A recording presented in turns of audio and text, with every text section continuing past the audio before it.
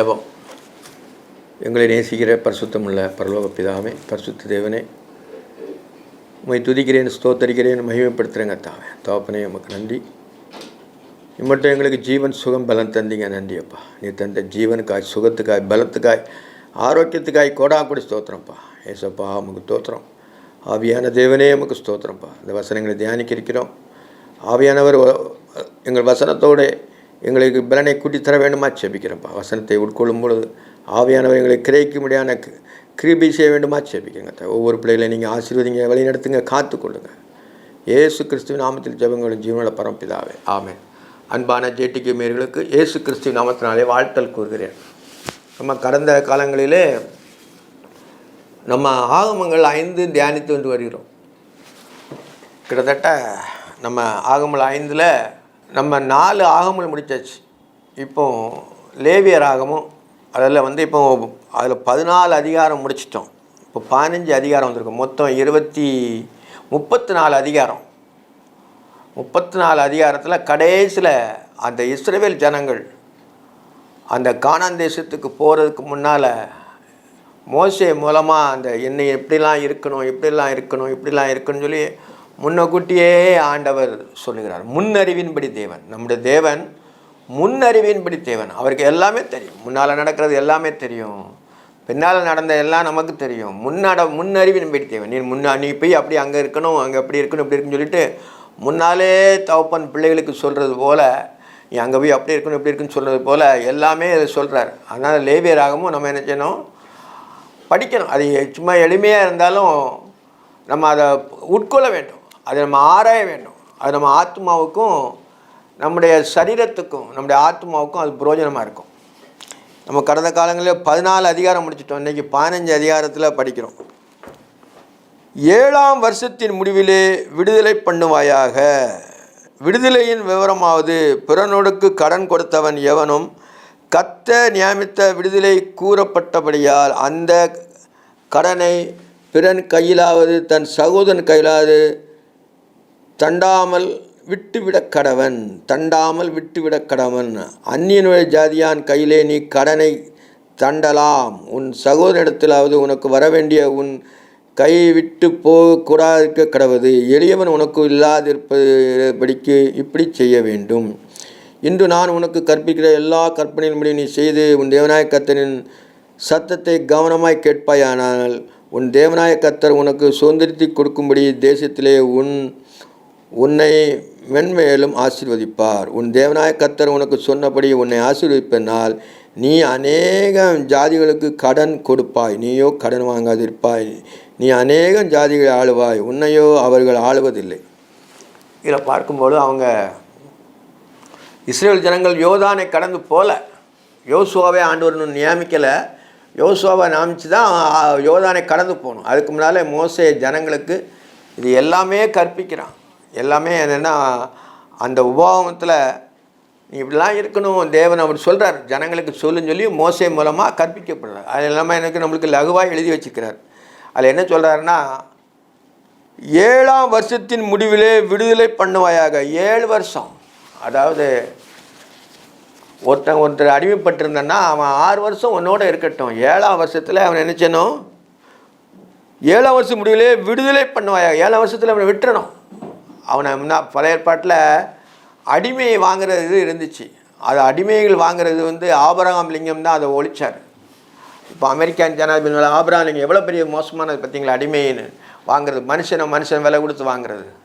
அது வந்து எப்படின்னா அவனோட உரிமை பூரா அவங்க இதில் போயிடும்.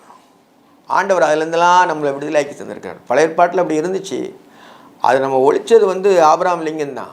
மனுஷன் விலை கொடுத்து வாங்கக்கூடாது. பழைய ஏற்பாட்டில் இருந்துச்சு. அடிமைகளை வாங்கி அவங்கள வேலை கொண்டு தன்னுடைய வீடுகளுக்கு எல்லா வேலைக்கும் வச்சுக்கிடுவாங்க. ஜனங்களை விற்கிறது வாங்குறது இருந்துச்சு, மிருகங்கள் மாதிரி. ஆனால் நாகரிக காலத்தில் கர்த்தர் நம்மளோடு இருந்ததுனால, இயேசு கிறிஸ்து வந்த மரவு 2000 வருஷத்துக்கு வந்த மரவு தான் இப்போ என்ன சொன்னால் மனிதன் சுயாதீனமாய் அவன் எவ்வளோ தவறு செய்தாலும் அவனை சுயாதீனமாய் மீட்கொள்வதற்கு எல்லா கருவியும் வச்சிருக்கிறார். தவறு செய்யக்கூடாது. ஆனாலும் ஆண்டவர் தன்னுடைய சொந்த ஜனங்களை இப்படிலாம் நியாயந்திக்கிறார். எப்படின்னா சொல்கிறார், பழைய ஏற்பாடில் அந்த இஸ்ரேல் ஜனங்களை அடிமையாக்கி அவங்களுக்குள்ளே வாங்கிக்கிடுவாங்க போல. அதனால தான் ஆண்டவர் எழுதுகிறார் எப்படின்னா, 7ஆம் வருஷத்திலே முடிவிலே விடுதலை பண்ணுவாயாக. முதலே சொல்லிட்டார். வசனம் ஆரம்பிக்கிறது அப்படி தான் ஆரம்பிக்குது. 7ஆம் வருஷம் 6 வருஷம் வச்சுக்கலாம். அதுக்கு முன்னால் இருக்குது, அடிமைப்படுத்துங்க இருக்குது. அதை எழுதலை ஆண்டவர். மனுஷனுக்கு அடிமை வைக்கிறது. ஏன்னா முதல்ல எழுதுறாரு எப்படின்னா 7ஆம் வருஷத்தின் முடிவிலே விடுதலை பண்ணுவாயாக. 7ஆம் வருஷத்தில் விடுதலை கூறப்படும். எல்லாருமே விடுதலை ஆகி போயிடலாம். யாருக்கும் யாரும் அடிமை கிடையாது. யாரும் அடிமை கிடையாது. தேவனுக்கு தான் அடிமை. இப்போ நம்ம அரசாங்கத்துக்கு மக்களால் தேர்ந்தெடுக்கப்படுகிற பிரதிநிதி தான் ஆளுறாங்க. மக்களால் தேர்ந்தெடுக்க பிரதிநிதி தான். இப்போ நம்ம தான் தேர்ந்தெடுக்கிறோம், அவங்க தான் ஆளுறாங்க. அப்போ நம்ம யாருக்கும் அடிமையாக கிடையாது. எல்லாமே சுயனா ஒரு ஓட்டர் ஐடி கொடுத்துருக்காரு. எல்லாருக்கும் உண்டு. மொத்தம் ஆளுகை செய்து குடியரசு. அதனால தான் என்னன்னா நம்ம சுயாதீனமாக இருக்கிறோம், சுயாதீனமாக இருக்கிறோம். யாருக்கும் யாரும் அடிமை கிடையாது. தேவனுக்கு மட்டும்தான் அடிமை. அதான் பள்ளிப்பாட்டில் நீங்கள் நினைச்சா பாவத்துக்கு அடிமை விலகின நீங்கள் தேவனுக்கு அடிமைகளாகும். அதனாலே கிடைக்கும் பலன் பரிசுத்தமாகுதலே முடிவோ நித்திய ஜீவன். அப்போ என்ன சொன்னால் நம்ம தேவனுக்கு தான் அடிமையாக இருக்கணும், மனுஷன் அடிமையாக இருக்கக்கூடாது. அதனால தான் ஆண்டவர் சொல்கிறாருன்னா 7ஆம் வருஷத்தின் முடிவிலே விடுதலை பண்ணுவாயாக. விடுதலையின் விவரமாவது, அந்த விவரத்தையும் ஆண்டவர் சொல்கிறாரு. விடுதலையின் விவரமாவது பிறனுக்கு கடன் கொடுத்தவன் எவனும் கர்த்தர் நியமித்த விடுதலை கூறப்பட்டபடியால். கர்த்தர் நியமிச்சுட்டார், இவன் மனுஷன் இல்லை, ஆண்டவரே சொல்லிட்டார். நீ கடன் பட்டிருந்தாலும் போனாலும் உனக்கு இத்தனை பீரியடு தான், அதுக்கு பிறகு உன் கடனெல்லாம் மன்னிச்சிருவாங்க. கவர்மெண்ட்லேயே நிறையா ஒருத்தன் கடன் பண்ணிருந்தா கூட ஏதாவது சிம்பிளாக தப்பிச்சுட்டு போயிடுறாங்க. ஆனால் அதை நினச்சேன்னா அவனுக்கு மன்னிச்சு விட்றாங்க. எப்படின்னா அது 7 வருஷம் வரைக்கும் 8 வருஷம் வரைக்கும் இருக்குது. அவங்களுக்கு பிறகு இன்சூரன்ஸ் இருக்கும். அவனை கடன் பட்டவனுக்கு உண்மையிலே வசதி இல்லைன்னா அவனை விடுதலை பண்ணுவாங்க. பேங்க் நாம்ஷே அப்படி தான் இருக்குது. ஏன்னா ஒருத்தனுக்கு ஒன்று இது பண்ணும்போது ஒருத்தர் லாஸ் ஆகிட்டு போயிட்டு ரொம்ப அடிமைட்டான்னா மஞ்சள் நோட்டீஸ் கொடுத்துருவாங்க, என்னால் ஒன்றும் செய்ய முடியாதுன்னு சொல்லிட்டு. அப்போ அவங்கள நினச்சுவான்னா விடுதலை பண்ணுவான். இதெல்லாம் பைபிள் வச்சு தான் ஆண்டவர் சொல்ல தான் எழுதியிருக்காரு. அதனால தான் விடுதலையின் விவரமாவது பிறனுக்கு கடன் கொடுத்தவன் எவனும் கர்த்தர் நியமித்த விடுதலை கூறப்பட்டபடியால் அந்த கடனை பிறன் கையிலாவது சகோதரன் கையிலாவது தண்டாமல்னா என்னென்னா அவனை வற்புறுத்தி வாங்கக்கூடாது. அதான் ஆண்டவர் சொல்கிறார். தண்டாமல் விட்டு விட கணவன் அவன் மனப்பூர்வமாக விடணும். ஒருத்தர் நமக்கு ரூபா தரணுன்னா நம்ம ஞாபகம் வச்சுக்கிட்டே இருப்பான். அவன் நம்மளை டெய்லி குத்திக்கிட்டே இருப்பான். அவன் டெய்லி நம்மளுடைய பஞ்சு, நம்மளுடைய மூளையில் உள்ள பஞ்சு அவனை போய் தான் போகும். நம்ம அவளை சபிப்போம், அவனை நம்ம ஏசுவோம். நம்மளுடைய சிந்தனையிலே பிறவனைச்சும் அப்படியே மழுங்கி போனதுனால அது மழுங்கி போயிடும். ஆறுன கஞ்சி பழங்கஞ்சி பார் சொல்ல மாதிரி நம்மளை ஒயாமல் கேட்டு நம்ம மனதே நம்ம துன்பப்படுத்தாமல் அவனை விட்டுரும். ரொம்ப அவன் துரோகம் பண்ண நினச்சோன்னா அவனை சாத்தான் இடத்துக்கு ஒப்பு கொடுத்துரும். சாத்தான் அவனை முன்னிலைமை காட்டிலும் பின்னிலும் அதிக மோசமாக இருக்கும். அவனை நம்ம யோசித்தே பார்க்க முடியாது. அவனுக்கு நம்ம எவ்வளோ ஹெல்ப் பண்ணியிருப்போம், நம்ம மனம் விட்டு கொடுத்துருப்போம். ஆனால் அவனுக்கு அதுக்கு பாத்திரம் இல்லை. அப்படிலாம் ஒருத்தர் இருந்தானா அவன் ஆக்கினே அடைவான். அதான் என்னச்சேன்னா துன்மார்க்கன் கடன் வாங்கி செலுத்தாமல் போகிறான். பார்த்தீங்களா, துன்மார்க்கன் கடன் வாங்கி செலுத்தாமல் போகிறான். நீதிமான் நித்திய கீர்த்தி உள்ள அவன் கொடுப்பான்.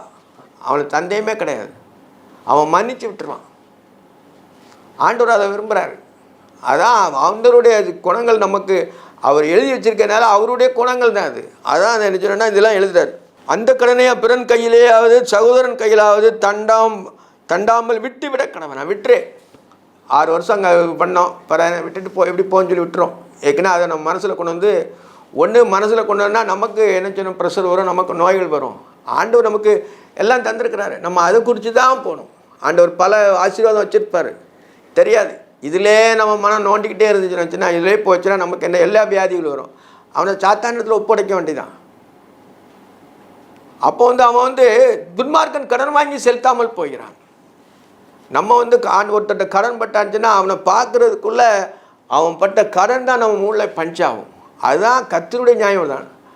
கடன் வாங்கினவன் கடன் கொடுத்தவனுக்கு அடிமைன்னு சொல்லுது. அடிமை தான். ஆனால் நம்ம என்ன சொன்னால் அதெல்லாம் விட்டுருங்கிறாரு. சகோதரன் கையில் தண்டை விட்டு விட கடவன் விட்டு விடணும், மனப்பூர்வமாக விட்டு விடணும். அவனுக்கு ஞாபகம் இருக்குமா?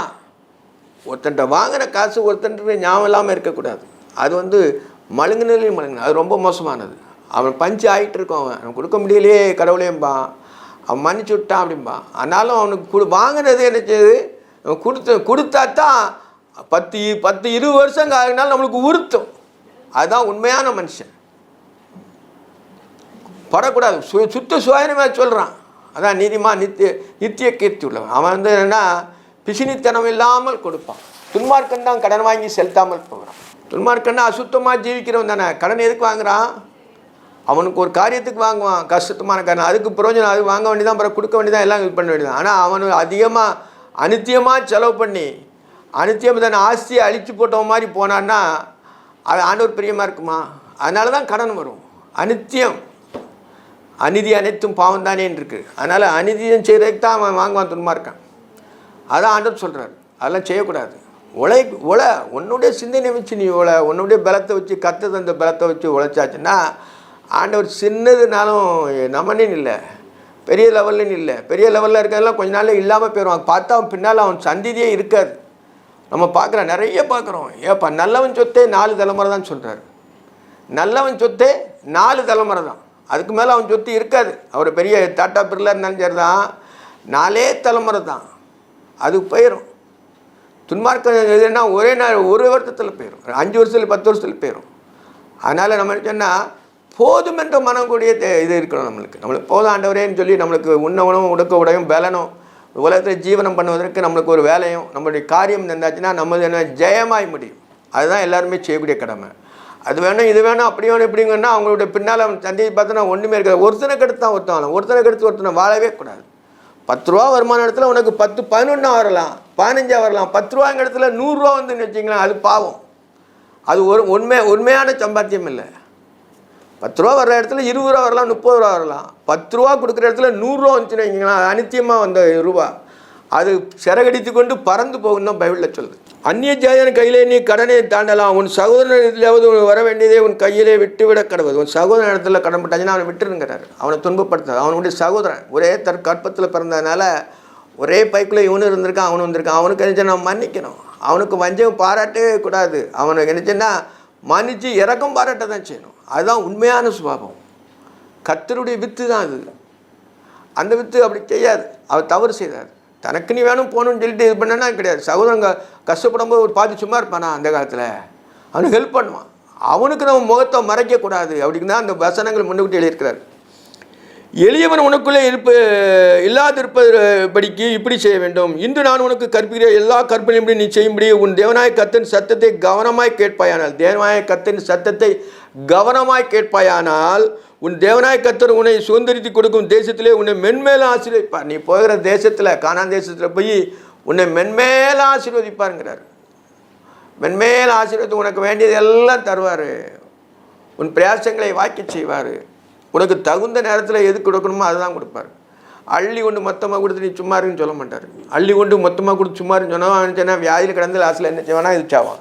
உனக்கு வேண்டியது அந்தண்டுள்ள அப்பத்தை எங்களுக்கு தாரும் தான் ஆண்டவர் கற்றுக்கு கொடுக்குறாரு ஒழிய மொத்தமாக சாப்பிட்டு போன இப்படிலாம் கொடுக்குறது இல்லை. அந்த ஐஸ்வர்யமானு அப்படி நினச்சான். நான் நீ களஞ்சத்தை எடுத்து பெருசாக கட்டி நாங்கள் அப்படி செய்வேன் இப்படி செய்வேன்னு சொல்லும்பொழுது இந்த ராத்திரிலே உன் ஜீவன் போனால் நீ செய்யத்தில் யாருடையான்னு சொல்கிறார். அதனால் ஆண்டவர் தகுந்தது தான் செய்வார். அது எங்களுக்கு தெரியாதாம்பாங்க, எல்லாருக்கும் தெரியும். ஆனாலும் உணர்வு வேணும்ல. உன் தேவனாய கர்த்தர் உனக்கு சொன்னபடி உன்னை ஆசீர்வதிப்பனால் நீ அநேக ஜாதிகளுக்கு கடன் கொடுப்பார். அநேக ஜாதிகளுக்கு சொல்கிறார், ஒருத்தனுக்கு 2 பேருக்கு இல்லை, அநேக ஜாதின்னு சொல்கிறார். அநேகனா ஒரு ஜாதின்னு சொல்கிறார். ஜாதினா வேறு சந்ததிக்கு நீ கொடுப்பாய், கடன் கொடுப்பாங்கிறார். வட்டிக்கு இல்லை, கடன் திருப்பி அவன் கொடுக்கணும். கொஞ்சம் ஏதாவது கொஞ்சம் கூட்டி தருவானா தராமல் இருப்பானா அது வச்சுணும். கடன் கொடுப்பான்னு சொல்கிறார். பேங்கில் போடுவாங்க, பேங்கில் கடன் கொடுப்பாங்க, எல்லாம் செய்வாங்க. ஜாதிகளுக்கு அப்படி எப்படி கடன் கொடுப்பாங்க, கடன் இல்லாமல் அழிச்சிருவாங்க. அதனால் என்ன செய்வாங்கன்னா கொஞ்சம் ஒரு பெர்சன்டேஜ் 2% உனக்கு தகுந்த மாதிரி அவங்க அந்த பேங்க் நடத்த வைக்க வேண்டிய தகுதி அதில் வர்றதுக்குனால அவங்க செய்யணும். கவர்மெண்ட் ரூல்ஸே அதான். ஆனால் இப்போ எல்லாமே மாறி போச்சு. எல்லாமே எனக்கு கிடைச்சா போதுங்கிற மாதிரி எல்லாமே போச்சு. கொஞ்ச நாளில் எல்லாமே மாறப்போகுது, எல்லாம் மாறும். காசு கொடுக்குறதுலாம் கிடையாது. உனக்கு தகுந்த வருமானத்துக்கு தந்தாப்புல நெட்டில் இருக்கும். உனக்கு வேண்டிய எடுத்துக்கலாம். உனக்கு வேண்டிய அபகரிக்கிறதுங்கிறதே கிடையாது. அப்படி வரப்போகுது. நீயோ கடன் அதாவது அநேக ஜாதிகளுக்கு கடன் கொடுப்பாய், நீயோ கடன் வாங்குவதில்லை. நீ கடன் வாங்கலை, நான் கடன் வாங்கி அதை பெருசாக்கணும், அதை வாங்கி செய்யணும் நீ வாங்குவதில்லை. உனக்கே ஆண்டவர் தந்திருக்கிறார் எல்லாமே. வாங்குவதில்லை. நீ அநேக ஜாதிகளை ஆளுவாய், உன்னையோ அவர்கள் ஆளுவதில்லை. நீ அநேக ஜாதிகளை ஆளுவாய்ன்னு சொல்லுது. எல்லாருக்குமே உன்னோட ரைட்ஸ் இருக்கும். உன்னையோ அவள் ஆளுவதில்லை. உன் தேவனாய கர்த்தர் உனக்கு கொடுக்க தேசத்திலே உன் வாசல் இருக்கிற சகோதரன் எளியவனாக ஒருவனும் இல்லை இருந்தால் எளியவனாய் உன் சகோதரன் இருதயத்தை கடினமாக்காமலும் உன் கையை மூடாமலும் அவனுக்கு உன் கையை தாராளமாய் திறந்து அவனுக்கு அவசர காலத்து நிமித்தம் அவனுக்கு தேவையானதை கடன் கொடுப்பாயாக. பார்த்தீங்களா? உன் வாசலுக்கு உன் சகோதரில் எளியவனாகிய ஒருவன், சகோதரன் தன் சகோதரருக்கு கையை மடக்கக்கூடாது, கையை என்ன விரிக்கணுங்கிறார், கையை கொடுக்கணும். உன் சகோதரனுக்கு உன் இருதயத்தை கடினமாக்காமல், இருதயத்தை கடினமாக்கக்கூடாது. ஒரு வார்த்தை, தவறான வார்த்தை கூட சொல்லிடக்கூடாது. அந்த வார்த்தையே அவன் நினச்சிக்கிட்டு இருப்பான். அந்த வார்த்தை கூட சொல்லக்கூடாது. அந்த வார்த்தை வருதத்தில் இருக்கலாம், அது கல்லறையில் கொண்டு தான் புதைக்கணும், வெளியில் வச்சு சொல்லக்கூடாது. ஆனாலும் இருதயத்தை மழுக்காமல் அப்படி செய்யுது அப்படின்னு சொல்கிறார். உன் இருதயத்தை கடினமாக்காமலும் உன் கையை மூடாமலும் அவனுக்கு உன் கையை தாராளமாய் திறந்து அவனுக்கு அவசரத்தின் நிமித்தம், அவசரத்தின் நிமித்தம் கண்டிப்பாக எனக்கு வேணும் அப்படின்னு நிற்பாங்க.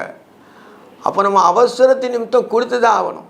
உங்கள்கிட்ட டெபாசிட் இருந்து பணம் இருந்துட்டுனா அவனை மூடி வைக்க வேண்டியதில்லை. அவன் அவசரத்தின் நிமித்தம் கேட்குறான், அவன்கிட்ட நீ ஒன்றுமே வாங்கக்கூடாது. அப்போ என்ன சொன்னால் கொடுக்கணும், கொடுக்கக்கூடியது கொடுக்கணும், இல்லாமல் கொடுக்க முடியாது. இருக்கும்போது கடவுள் தெரியும், கடவுளுடைய பார்வையில் தெரியும். அவன் கடவுளோட பார்வையில் நம்ம என்ன செய்யணும், உத்தமமாக காணப்படணும்னா கொடுக்கணும் அப்படின்னு சொல்கிறார். அவனுக்கு உன் கையை தாராளமாக திறந்து அவனுக்கு அவசரத்து நிமித்தம் அவனுக்கு தேவையானதை கடன் கொடுப்பாயாக, கடன் கொடுப்பாயாக. நீ ஒன்றும் ஃப்ரீயாக கொடுக்காண்டா, இப்போ நீ தந்துருப்பா குறிப்பிட்ட காலத்தில் அப்படின்னு சொல்லி கொடுக்குறதே அது எனக்கு கொடுத்த மாதிரி தான், கடன் கொடுப்பாயா, அதான் கடன் கொடுக்குறது. விடுதலை வருஷமாக 7ஆம் வருஷம் கிட்டியதென்று சொல்லி உன் இருதயத்தை பொல்லாப்பு நினைத்து கொண்டு உன் ஏழை சகோதரனுக்கு கொடாமல் மறுத்து அவன் மேல் உன் கண் வைக்காதபடிக்கு அவனே உன் குறித்து கர்த்தரை நோக்கி அபயமிடாதபடிக்கு எச்சரிக்கையாரு. அப்பொழுது நீ செய்வனால் அது உனக்கு பாவமாக இருக்கும். அதாவது 7 வருஷத்தில் விடுதலை பண்ணிடுவோம், இப்போ 6 வருஷம் ஆகிட்டே இப்போ கொடுத்தாச்சுன்னா அவன் தரமாட்டான அந்த ரூபாய் அப்படியே போயிருமே நினைக்காத, அவன் தந்துடுவான். ஆனாலும் நீ அவனுக்கு கொடுன்னு சொல்கிறாரு. உன் கையை மூடாத, அவனுக்கு இறங்க, அது அவன் ஆண்டவரை நோக்கி முறையிடுவான். அவன் 1 வருஷத்துக்கு நீ தரமாட்டேக்கானு நினச்சே தராமல் இருக்கானே அப்படின்னு சொல்லி ஆண்டவரை நோக்கி முறையிடுவான், மனுஷனை நோக்கி முறையிட மாட்டான். 7ஆம் வருஷத்தில் விடுதலை கொடுக்குன்னு சொல்லியிருக்கிறாரு. அப்போ இப்போ வாங்கினான்னா 6 வருஷத்தில் வாங்கினான்னா 1 வருஷம் தான் இருக்கு, அவன் தராமல் போயிட்டா என்ன செய்வது, விடுதலை ஆயிருமே அப்படின்னு நினைக்காத. அதான் ஆண்டவரை சொல்கிறாரு. அவன் உன்னை குறித்து கர்த்தரை நோக்கி அபயமிடாதபடிக்கு, உன்னை குறித்து ஆண்டவர்கிட்ட சொல்லுவான். அவன் அபயமிடாதபடிக்கு எச்சரிக்கையாக இருக்கிறார். எச்சரிக்கைன்னு சொல்கிறார், டேஞ்சர். அப்போ உனக்கு கொடுக்கணுன்னா கொடுத்துரு, உன்ட்ட இருக்கு. 7 வருஷத்தில் தராமல் போயிடுவான்னு நினைக்காத, அவன் தந்துருவான்னு நினச்சி முழு நம்பிக்கையோட கொடு அப்படின்னு தான் அர்த்தம். எச்சரிக்கையாரு. அப்படி செய்வானால் அது உனக்கு பாவமாக இருக்கும். அது அப்படி செஞ்சாச்சுன்னா அவன் கொடுக்காமல் இருந்துச்சுன்னா உனக்கு அது பாவம்னு சொல்கிறார். அவனுக்கு தாராளமாய் கொடுப்பாயாக. அவனுக்கு கொடுக்கும்போது உன் இருதயத்தை விசனப்படாதபடிக்கு அது நிமித்தம் உன் தேவனாய கர்த்தர் உன்னுடைய எல்லா கிரியையிலும் நீ கையிட்டு செய்யும் எல்லா காரியங்களையும் உன்னை ஆசீர்வதிப்பார். பார்த்தீங்களா? ஆண்டவருடைய ஆசீர்வாதம் வேணுன்னா அவனுக்கு நமக்கு அவன் கேட்கும்பொழுது அவசரத்து நிமித்தம் கொடுத்துட்டு வாங்கணும். அதுதான் அர்த்தம். எவ்வளோ எடிமறி எழுதியிருக்கார் பார்த்தீங்களா? இது எல்லாத்தையுமே உள் உணர்வு இருக்கும். கடினப்படுத்தாத சகோதரனுக்கு அப்படின்னு சொல்கிறது தான் சொல்கிறார். எல்லா காரியத்தையும் உன்னை ஆசீர்வதிப்பா. தேசத்திலே எளியவர்கள் இல்லாதிருப்பதில்லை, ஆகையால் உன் தேசத்திலே சிறுமைப்பட்டவனும் எளியவனும் உன் சகோதரனும் உன் கையை தாராளமாய் திறக்க வேண்டும். இன்று நான் உனக்கு கட்டளையிடுகிறேன்னு சொல்லிட்டார். பார்த்தீங்களா? கட்டளைன்னு சொல்லிட்டார். கட்டளைன்னா என்ன? எப்படி 10 கட்டளை மாதிரி இது ஒரு கட்டளை தான். கட்டளையிடுகிறேன்ங்கிறார். அப்போ ரைட்ஸு தகப்பன் சொல்லிட்டாரு. பிள்ளைகள் நிறையா இருக்குன்னா தகப்பன் சொல்ல நான் அவனுக்கு ஹெல்ப் பண்ணுங்கன்னு சொல்லும்போது ஹெல்ப் பண்ணி தான் ஆகணும். அதில் சந்தேகமே இருக்கக்கூடாது, வஞ்சிக்கக்கூடாதுங்கிறது அர்த்தம். வஞ்சனை, அந்த வஞ்சனையெல்லாம் பார்க்கும்பொழுது பின்னால் அவங்க இவ்வளோ வஞ்சனையாக இருந்தாங்களே எப்படிப்பாங்களே, அவங்க குணத்தோடு ஆண்டவர் நமக்கு நல்ல குணம் தந்திருக்கிறாரு அப்படி நம்ம நினச்சோம். சில இதில் பெருமைப்படுவோம். அப்படி பெருமையும் படக்கூடாது. அது ஆண்டவர் கட்டளையிடுகிறேன்னு சொல்கிறார். கட்டளைன்னா அவன் செஞ்சு ஆகணும் அப்படின்னு தான் அர்த்தம். உன் சகோதரனாகிய எபிரே புருஷனாகிலும் எபிரே இஸ்ரேலும் உனக்கு விலைப்பட்டால் 6 வருஷம் உன்னிடத்தில் சேவிக்க வேண்டும். 7ஆம் வருஷத்துல அவனை விடுதலை பண்ணி அனுப்பிவிடுவாங்க. பார்த்தீங்களா? அங்கே போ பழைய இடத்துல வாங்குறது இருந்திருக்கு, ஜனங்களை வாங்குறது இருக்குது. புருஷன் என்னென்னா உனக்கு விலைப்பட்டு வாங்கிடுவாங்க. இவங்களை வாங்கிட்டு வந்து அவங்கள வேலைக்கு வச்சுக்கிடுவாங்க. அவங்களுக்கு ஒரு இன்னொரு ஆள்கிட்ட இன்னொரு ஆளுக்கு விற்பாங்க. அந்த ஜனங்களை அந்த விற்கிறக்கூடிய முறை இருந்துச்சு. அதான் ஆண்டவர் சொல்ல 7ஆம் வருஷத்துல விடுதலை பண்ணி அனுப்பிவிட. 7 வருஷம் விடுதலை பண்ணிடு, அதுக்கு மேலே நீ வைக்கக்கூடாது அவனை. அவ்வளோ நாள் உனக்கு வேலை செஞ்சது போதும். இந்த காலத்தில் கொஞ்ச நாள் தான் வேலை செய்வாங்க. 2 வருஷம் 3 வருஷம் நல்லா வேலை செய்வாங்க, போவாங்க. கொஞ்சம் வேலைகள் படித்த உடனே டக்குன்னு ஓடிடுவான். டக்குன்னு போயிட்டே இருப்பான். அவனும் முன்னேறணும், அவனுடைய காரியங்களும் பார்க்கணும். நம்ம மட்டும் இருந்தால் போதாது. நம்ம என்ன சொன்னால் தாராளமாக சொல்லிக் கொடுப்போம். இது இப்படின்னு சொல்லிக் கொடுப்போம். மறைச்சி வைக்கிறதுலாம் கிடையாது. அது அஞ்ஞானத்தில் உள்ளவன் மறைச்சி பிடிப்பான். தனக்கு மட்டும்தான் இது இருக்குன்னு கிடையாது. எல்லாரும் கடவுளுடைய பிள்ளைகளுக்கு அந்த ஆண்டவர் சுத்த சுவாயினம் கொடுக்குற மாதிரி எல்லாருக்குமே நல்லா இருக்கணும். இவன் மட்டும்தான் இருக்கணும் கூடாது. நம்ம கொஞ்ச காலம் இருந்து போயிடும்.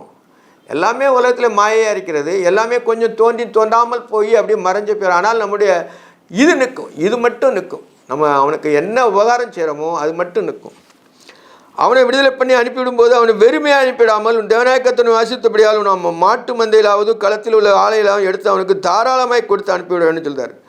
அதாவது அவனை அனுப்பும்போது நீ 6 வருஷம் உன்ட்ட வேலை செஞ்சிருப்பான்ல, அவனுக்கு வெறுமை அனுப்பக்கூடாது. உன் தலையிட்டு உன்னுடைய மாடுகளின் பெருக்கத்தில் அவனுக்கு கொஞ்சம் கொடு, உனக்கு உண்டான எல்லா ஆசீர்வாதத்துலேயும் அவனுக்கு கொஞ்சம் கொடுத்து என்னச்சுன்னா அனுப்பிவிடணுமா. தாராளமாய் கொடுத்து அனுப்பிவிடுவாயாக. நீ எகிப்திலே அடிமையாக இருந்ததையும் உன் தேவநாயகத்தை மீட்டு கொண்டதையும் நினைவு கூற கடவை. நீ எகிப்தில் அடிமையாக இருந்தா, எகிப்தில் 70 பேராக போனாங்க, கிட்டத்தட்ட இப்போ 7 லட்சம் பேர் வரைக்கும் பெரிய வந்துட்டாங்க. அங்கே நீ அடிமையாக இருந்தா அவங்களுக்கு. ஏன்னா எகிப்தின் பார்வோனுக்கு அடிமையாக இருந்தால் ஆடு மாடுகளை மேய்த்து கொண்டு அவங்களுக்கு செங்கச்சொல்லையில் வேலை செஞ்சு எல்லாமே இருந்தா. நீ அங்கே அடிமைப்பட்டிருந்தா, அது அடிமை நினைங்கிறாரு. அதான் எல்லாமே என்னென்னா முன்னால் நினச்சிருப்பார். உனக்கு ஒன்று நடந்துச்சுன்னா முன்னால் நினச்சிப்பார் அப்படின்னு அர்த்தம். எகிப்திலே அடிமையாக இருந்ததையும் உன் தேவநாயகத்தை மீட்டு கொண்டதையும் நினைவு கூற கடவாய். அதை சிந்திப்பா அப்படிங்கிற. உன் தவப்பம் கடமைப்பட்டிருந்தான். முன்னால் உள்ள தவப்பம் 40 வருஷம் தான் அவங்க வனாந்தரத்தில் வந்தாங்க. அதுக்குள்ளே ஒரு சந்ததி மூலம் முடிஞ்சிட்டு.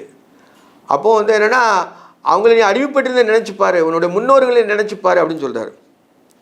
ஆகையால் இன்று இந்த காரியத்தை உனக்கு கட்டளையிடுகிறேன்கிறார். இதையும் கட்டளையிடுங்கிறார், இந்த காரியத்தை கட்டளையிடுங்கிறார். ஏன்னா அவன்கிட்ட வேலை செய்கிறவனுக்கு அவனை வெறுமையாக அனுப்பிடாத, அவனுக்கு கொஞ்சம் கொடுத்து அனுப்பு அப்படின்னு சொல்கிறார். ஆனாலும் அவன் உன்னிடத்தில் நன்மை பெற்று உன்னையும் குடும்பத்தை நேசிப்பதனால், பார்த்தீங்களா, அப்படி இருக்கும் பொழுதும் இன்னொரு காரியம் வேலை இருக்குது. ஆனாலும் அவன் உன்னிடத்தில் நன்மை பெற்று உன்னையும் குடும்பத்தை நேசித்தபடினால் என்னை விட்டு போக மாட்டேன், நான் உன்னை விட்டு போக மாட்டேன் என்று உன்னுடனே சொல்வான். அதனால் ஒரு கம்பியை எடுத்து அவனுக்கு கதவோடு சேர்த்து குத்துவாயாக. பின்பு அவன் என்றென்னைக்கு உனக்கு அடிமையாக இருக்கடவன். இது அடிமை பெண்ணுக்கும் அப்படியே செய்ய கடவன். இது ரொம்ப முக்கியமானது. எப்படின்னா அவன் நம்மகிட்ட விட்டு பிரிஞ்சு போகிறதுக்கு மனசு இல்லை. நான் தனியாக போய் ஒன்றுமே பண்ண போதில்லை, நம்ம ஒன்றுமே செய்ய போதில்லை, நான் உங்கள் கூடயே இருந்துருந்தேன், உங்கள் வீட்டோடையே நான் இருந்துருந்தேன், வேலைக்கு செய்கிறேன்னு சொன்னாச்சுன்னா அவன் போக மாட்டான்னு சொன்னால் அவன் காதில் கம்பியை சுட வச்சு, ஊசியாக உள்ள கம்பியை வச்சு அதாவது கதவின் ஓரத்தில், அதாவது ஒரு கம்பியை எடுத்து அவன் காதை கதவோடு சேர்த்து குத்துவாயாக. இவனை குத்தும் போது காற்றுல பட்டு ஓட்டாங்க கதவுல இருக்கும். அந்த கதவு ஓட்டையும் ஞாபகம் இருக்கும், இவன் காதில் போட்ட ஓட்டையும் ஞாபகம் இருக்கும். எல்லாருமே இந்த காலத்தில் ஓட்டப்பட்டு, நான் காதில் ஓட்டப்பட்டிருக்கேன் பாரு, என்கிட்ட பூ சுத்தாதம்பாங்க. அப்போ என்ன, காதில் ஓட்டப்படல இல்லை, அவங்களுக்கு அடிமைங்கனால காதில் ஓட்ட போடுறாங்க. நம்ம யாருக்கும் அடிமை இல்லை, அதனால் காதில் ஓட்ட நம்ம போட வேண்டியதில்லை. ஏன்னா நம்ம தேவனுக்கு மட்டும்தான் அடிமை. ஆனால் பழைய ஏற்பாட்டில் அடிமையாக இருக்கும்பொழுது காதை சேர்த்து குத்திடுவோம். அப்போ எப்பொழுதுமே இவனுக்கு அடிமையாக இவன் வீட்டிலே இருந்துக்கிடுவான். அப்படியே ஒன்று அடிமை பெண்ணுக்கும் அப்படியே செய்யும். பொம்பளையும் அவங்க வீட்டில் அடிமை வீட்டில் அடிமை பெண் இருப்பாங்களா, அவனுக்கும் அப்படியே செய்ய வேணும்னு சொல்லுறாரு. அவனை விடுதலையாக்கி அனுப்பிவிடும்போது உனக்கு விசனமாய் காணப்பட வேண்டாம். அவனை விடுதலையாக்கி அனுப்பிவிடும்போது உனக்கு விசனமாய் காணப்பட வேண்டாம். இப்படி ரெட்டிப்பான கூலிக்கு ஈடாக 6 வருஷத்து உன்னிடத்தில் செவித்தானே, இப்படி உன் தேவனாய கர்த்தர் செய்யும் எல்லாவற்றிலும் உன்னை ஆசீர்வதிப்பார். அவன் 6 வருஷம் அவன் விடுதலையாகி போகிறான். அவனுக்கு 6 வருஷம் முடிஞ்சிட்டு 7ஆம் வருஷத்தில் விடுதலையின் வருஷத்தில் போகிறான்னு சொல்லி அவனை பற்றி நீ விசனப்படான்டான். உனக்கு ஒரு கூலியோடு செஞ்சான்ல, அதனால் இப்படி உன் தேவனாய கர்த்தர் செய்யும் எல்லாவற்றிலும் உன்னை ஆசீர்வதி. நீ இப்படி செஞ்சாச்சுன்னா உன்னுடைய எல்லாத்தையும் ஆசீர்வதிப்பாங்க. சின்ன கட்டளை தான், அது சுத்த சுயத்துக்கு தெரிஞ்சிருக்காரு. நமக்கு இயற்கையிலே ஆண்டவனை உள்ளுணர்வுகளை எல்லாருக்குமே கொடுத்துருக்கிறாரு. அந்நியனுக்கும் கொடுத்துருக்கிறாரு, அஞ்ஞான மார்க்கத்துக்கும் கொடுத்துருக்காரு. இறக்கம்னா என்னென்னு தெரியும். இறக்கம் வந்துச்சுனாலே இது எல்லாமே வந்துடும். அந்த இறக்கம், தேவன் இறக்கமும் மன உருக்கமும் நீடிய சாந்தமுள்ள தேவன் போட்டிருக்கு. அதனால தான் இறங்கி கடன் கொடுத்து காரியங்களை செய்யணும் பாக்கியவான. இறங்கி கடன் கொடுப்பானோ சொல்லவன். உன் மாடுகளெல்லாம் தலையிட்ட ஆணையெல்லாம் உன் தேவனாய கர்த்தருக்கு பரிசுத்தமாக இருக்கிறது. உன் வீட்டில் முதல் பிறந்தது பூரா கர்த்தருக்கு பரிசுத்தம். அதை என்ன பலி செலுத்தணும். முதல் பலன் அனைத்தும் கர்த்தருக்குரியது. அதுக்கு பிறகு தான் உனக்கு. அதான் சொல்லுதான், உன் மாடுகளிலும் தலையிட்ட ஆணையெல்லாம் உன் தேவனாய கர்த்தருக்கு பரிசுத்தமாக கடவுது. உன் மாட்டின் தலையத்தை வேலை கொள்ளாமல் ஆட்டின் தலையத்தை மயிர் கத்தரிக்காமல் இருப்பாங்க. ஆடு முதல் குட்டி போட்டுச்சுன்னா அதை மயிர் கத்தரிக்க கூடாது, அது பலி செலுத்தக்கூடியது. அதனால் அதை விட்டுருங்கிறாரு. மாடுகளை வேலை கொள்ளக்கூடாதுங்கிறாரு. அவனுக்கு மாடுகளின் வரத்து தான் மிகுந்த பலனுண்டுன்னு சொல்லியிருக்காரு. பழைய பேரில் மாடை வச்சு தான் மனுஷன் உழைச்ச மாதிரி மாடு மனுஷனுக்கு உழைக்கும். உழுறது, வண்டி இழுக்கிறது, எல்லா வேலைக்கும் மாட்டை பயன்படுத்துவாங்க. அது செய்யும்.